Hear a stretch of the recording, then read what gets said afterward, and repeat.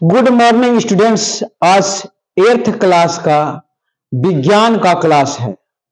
विज्ञान के क्लास में मैं बताना चाहता हूं कि क्या जानना जरूरी है। पहला चैप्टर इसमें है क्रॉप प्रोडक्शन एंड मैनेजमेंट, फसल का उत्पादन और प्रबंधन।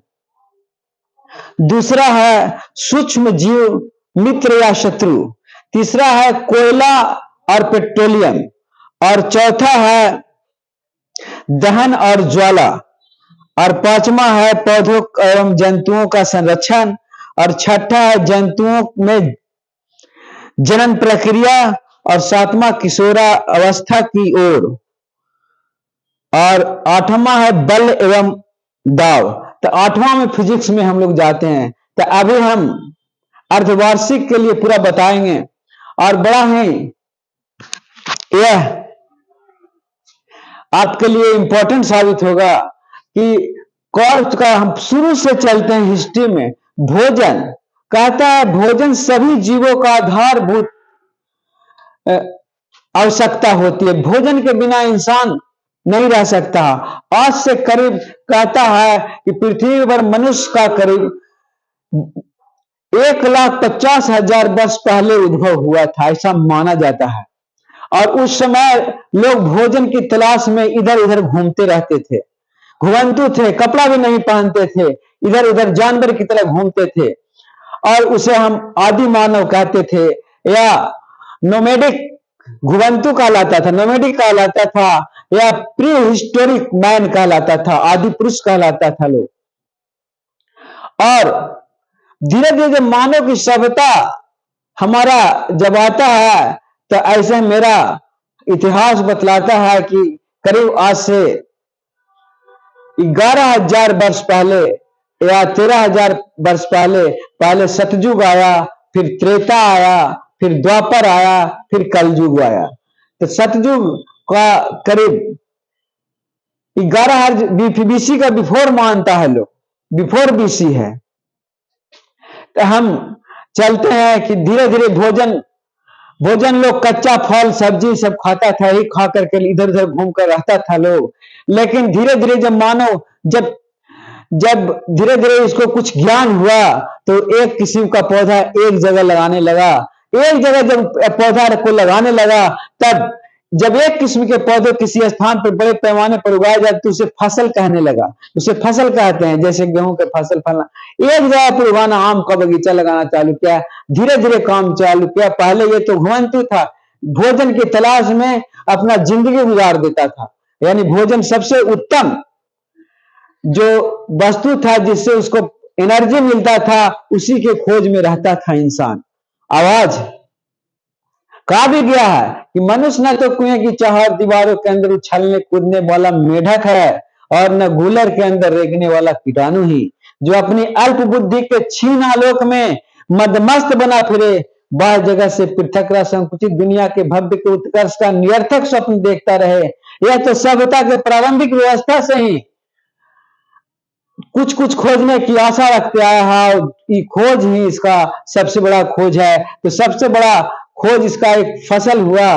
धीरे धीरे ये फसल का संग्रहण चालू कर दिया, एक जगह रहना चालू, कंदराओं में रहना शुरू कर दिया, गुफाओं में रहना शुरू कर दिया और एक जगह रहना शुरू कर दिया। कुछ सभ्यता बढ़ी तब। तो फसल के विभिन्न प्रकार होते हैं, तब ये फसल उगाना चालू किया। जब एक जगह रहना है तो उसको आवश्यकता को भोजन सबसे बड़ी आवश्यकता थी। और वस्त्र के लिए तो कुछ भी पहन लेता था, लेकिन भोजन सबसे बड़ी, उसके बिना जीवित नहीं रह सकता है इंसान।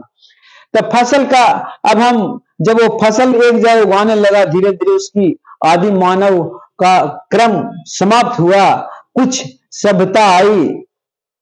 ऐसे आज से करीब 2500 वर्ष पहले अरस्तु ने कहा था कि मनुष्य एक समाज बनाना चालू कर दिया, एकत्रित होना चालू कर दिया। मनुष्य एक सामाजिक प्राणी है। Man is a social animal, he who is unable to live in the society must disturb god. जो समाज में नहीं रहता, समाज बनाना चालू किया। तब धीरे धीरे फसल उगाने का पद्धति को चालू किया। फसल का विभिन्न प्रकार, अन्न सब्जी फल, मौसम के आधार पर फसलों का वर्गीकरण हम करते हैं। तो ये ऐसे जनरली दो होता है, खरीफ फसल और रबी फसल, लेकिन एक और है ग्रीष्म फसल। भारत का जो जलवायु है उसके अनुसार खरीफ फसल जून से सितंबर तक माना जाता है, और जिसे वर्षा ऋतु में लगाया जाता है। धान, मक्का, सोयाबीन, मूंगफली, कपास, ये सब खरीफ फसल माना जाता है। और रबी फसल का काल अक्टूबर टू मार्च माना जाता है। भारत का जो जलभूमि है, भारत का जो जलवायु है, उसके अनुसार हम जलवायु के आधार पर इसको वर्गीकरण किए हैं 3 हिस्सा में। तो अक्टूबर से मार्च तक यह उगाई जाने वाली फसल है, ये गेहूं है, चना है, ये सब रबी फसल का आता है। सरसों तथा अलसी और आलू है। आलू तो ग्रीष्मकालीन फसल में भी आता है। या मार्च ग्रीष्मकालीन फसल जो मार्च से जून तक कहलाता है। जिन स्थानों पर सिंचाई की यदि अच्छा व्यवस्था है तब ग्रीष्मकालीन फसल होगा। पहले तो लोग करता नहीं था, सिर्फ 2 ही जानता था, रबी फसल और खरीफ फसल होता था। लेकिन अब चूंकि हम विकास कर चुके हैं, विकास के चरण पद पर चल चुके हैं, इसलिए अब ग्रीष्म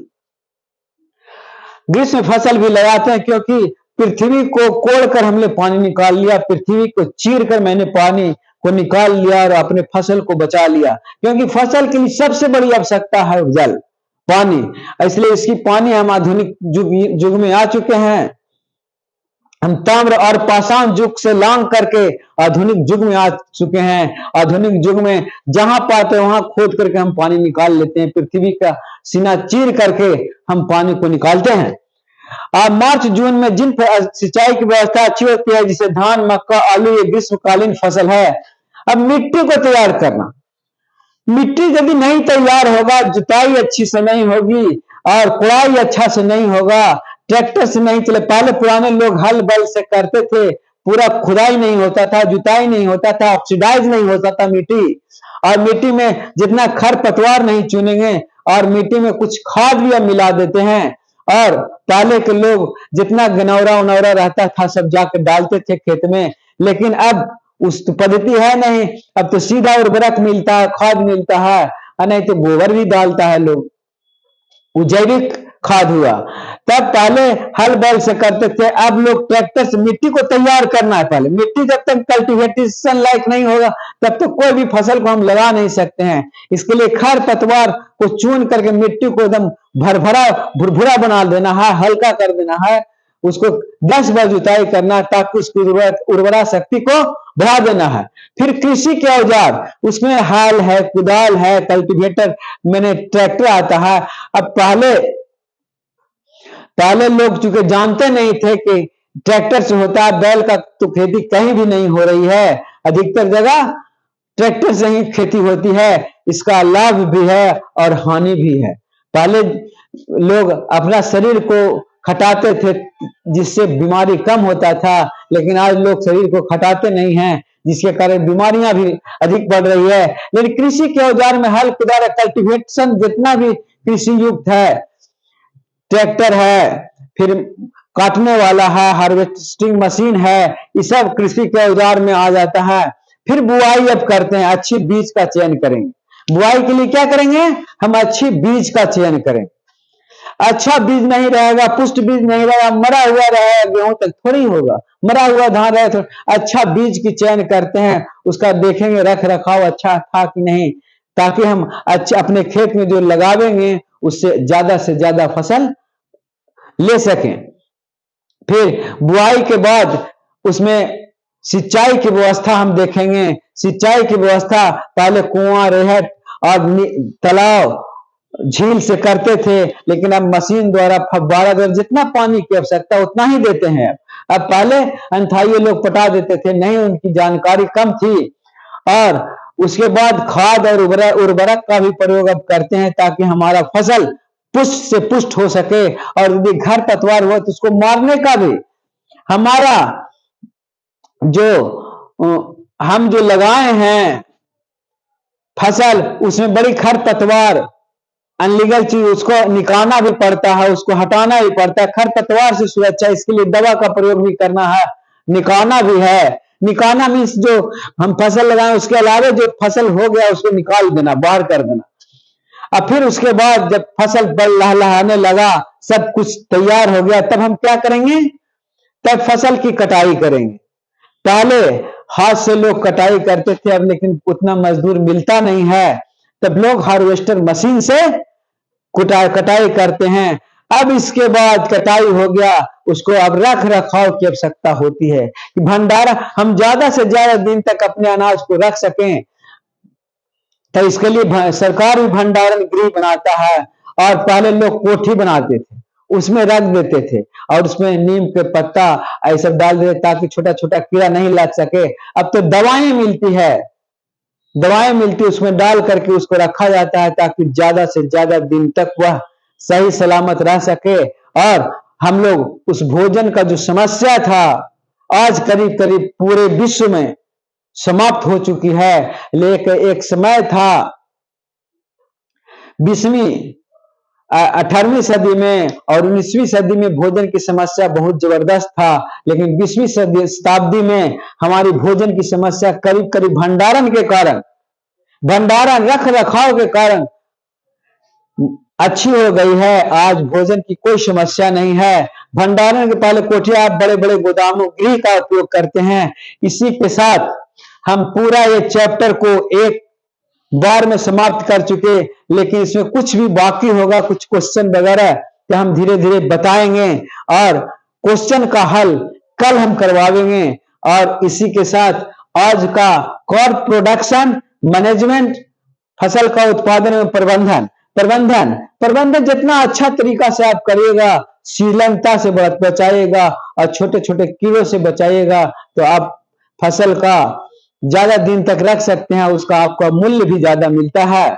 नहीं तो फसल जल्दी से जल्दी बर्बाद हो जाता है। इसलिए इसकी भंडारण का सरकार भी व्यवस्था करती है और आम जनता भी हर एक तरीका से करता है। कोई कोठी बना के, कोई ड्राम ला करके, ड्राम में रख करके हर एक तरह से उसकी व्यवस्था करता है ताकि चूहा वूहा से उसको हानि नहीं पहुंचे, खत्म नहीं कर दे।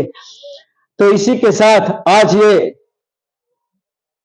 फसल का उत्पादन एवं प्रबंधन समाप्त होता है। धन्यवाद धन्यवाद। यदि आपको इस चैप्टर अच्छा लगा है तो एक सब्सक्राइब तो बनता है और एक लाइक भी बनता है। इसलिए धन्यवाद धन्यवाद धन्यवाद।